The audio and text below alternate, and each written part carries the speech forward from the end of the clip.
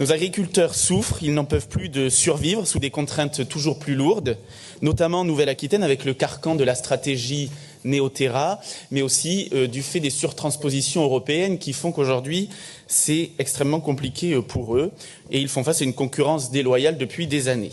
Des promesses, ils en ont entendu et on se souvient tous ici, je pense, de Gabriel Attal sur les bottes de foin, faisant de la communication, mais rien n'a suivi, et y compris la loi de programmation agricole était un texte pourtant bien vide.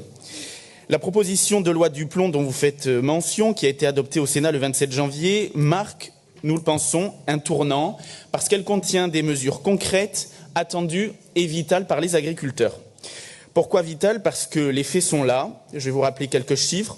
65% de pertes pour la récolte de la noisette en 2024, 15% pour la tomate, une filière betterave en grande difficulté, vous en avez fait mention, et 60% des fruits consommés en France viennent désormais de l'importation. Ces chiffres-là, personne ne peut s'en satisfaire.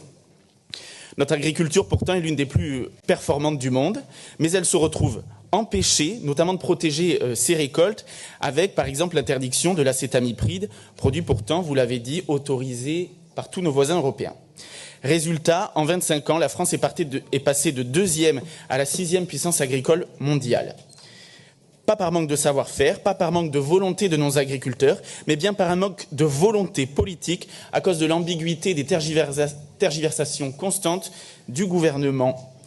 L'examen de cette loi a été repoussé à plusieurs reprises, et lorsqu'elle est enfin arrivée à l'Assemblée nationale, eh bien, pardon Madame Requena, mais le bloc central, et y compris les Républicains, ont brillé par leur absence, y compris en commission et y compris pendant les débats dans l'hémicycle.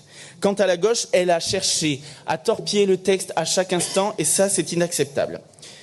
Si aujourd'hui, le contenu de ce texte a été sauvé, il faut le dire, et ce sont les faits, c'est uniquement grâce à la mobilisation des élus du Rassemblement national. C'est une vérité.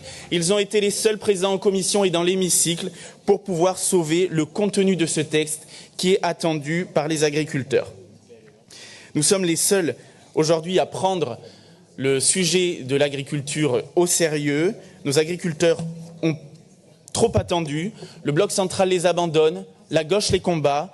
Le Rassemblement national se trouve à les côtés pour la défense de la souveraineté alimentaire française. Je vous remercie.